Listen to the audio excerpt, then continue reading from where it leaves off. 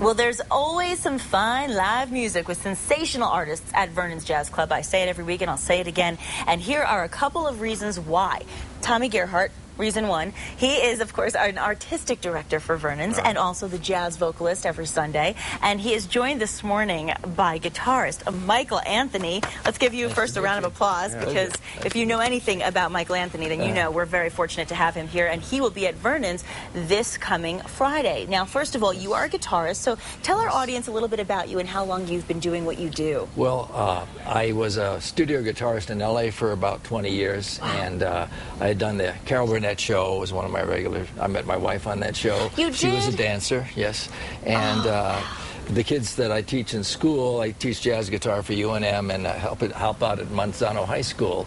And they like knowing that I played on all of the Flintstones. You did the Flintstones too. Yeah, Rhythm changes. Rhythm, yeah. Yes, exactly. And did some Diana Ross records and movies and things like that. Lady Sings the Blues, that kind of thing. Lady Sings the Blues was one of my favorite soundtracks of all time.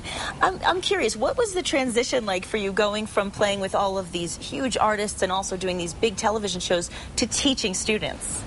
I loved it. Actually, I've been teaching since I was 16 years old. So along the way, I always kept teaching in my focus. Yeah, I would imagine that keeps you down to earth and very humble too. It does. I love it. That's amazing. Yeah. Now, you're obviously very fortunate to have one of the jazz greats here. He's played Lady Sings the Blues. I mean, come on. Yeah, that's right there. That speaks volumes. And I think one thing that speaks for itself also, he has 8 CDs of his own that he released and has written 2 books. I mean, what I see here is not only a teacher but also a student that loves this music, and it's reciprocal, and I think when you're in that teaching environment, you get that, passing that information back and forth, and and that's what we're trying to do. At Vernon's is as they're up north trying to cut the arts out of programs, getting rid of the music commission, things like that. Now is no better time than now, right, to support your arts and be out in the community, in a colloquial way. So. And you never stop learning, do you? I mean, it doesn't matter how long you're in this business. You're always like learning. They say, the journey is the reward in itself. And I model myself after my mentors. My mentor Howard Roberts and Joe Pass. They were the same. They were always teaching and learning themselves, so that inspired me. And that's amazing. You carry on that tradition. Now, some of the other people, he's being a little bit humble now, because you have also done the Dean Martin show, which that's a family favorite. In my family, we have the whole DVD collection. We sit and watch all the time. The favorites. So what was that like? Well, actually, that wasn't my regular show. We all would fill in for each other on shows because we're all quite busy. My wife danced regularly on that show, actually. On that show as well? But I would fill in occasionally, yeah. That was very laughing experience. Well, I heard he never rehearsed. Everything was just... You never knew what to expect, Never rehearsed. I did an album for him once where we went in on one session and just rehearsed everything. And then we went to lunch, and when we came back, he came in and sang everything through once. Would never take a second take. I love it. And I see his comedic timing was he was amazing. Not to mention the guests he had on the show. When he got together with some of those, when Buddy Hackett came on, that was always a funny one to me. And some of the, when Goldie Hawn sang with him. Right. Really amazing moments. And you've also worked with some other greats like Tony Bennett. What was that like? That was a wonderful experience. I was really just starting out then. I was in Los Angeles. We played at the Coconut Grove, which was in the Waldorf Astoria then. And it was 2 weeks. I was the kid, kind of. But he would call me downstage. I had my classical guitar, and I played one tune with him. I'd sit on a stool, and he'd put his hand on my shoulder, and I was like blessed forever, of course. So I accompanied him on this tune. Manha de Carnival was the name of the tune. Beautiful. Wow.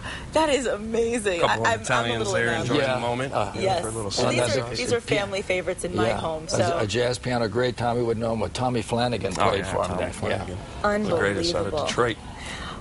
I mean, and you're here. You're here in Albuquerque. You're playing at Vernon's, and when we say you have the greatest musicians in the world, we mean it.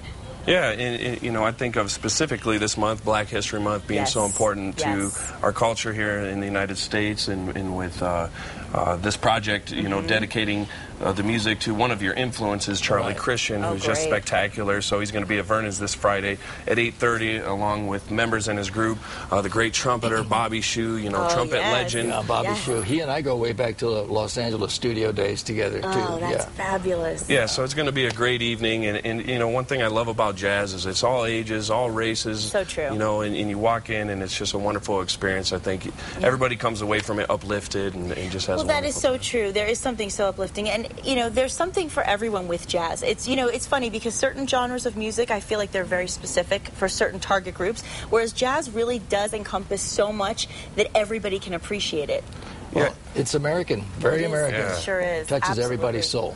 It sure does. And speaking of that, you know, a part of jazz is in most music here in the United States is the blues. So on Saturday, the Jazz has the blues series with your favorite Kathy McGill. So she'll be in there, and so it's wonderful. And of course Sunday, I'm taking some time off and going to try and grow out this beard a little bit. Go home and watch the Oscars. Who just wants to watch the Oscars? Actually, I'm going to hit the road for a week, and I'll be back. And so Bob Tate will be in there tinkling on the ivory. So. And we had Bob here as well, so that'll be very nice. Yeah, it will be. Yeah. That's fabulous. Yeah, it's a busy weekend, and we have had Catherine here before. She's fantastic as well. She sure so is. We're talking about some of the greatest right here. And of course, if you want more information about Vernon's, you can also go to their websites, and we're going to be able to get.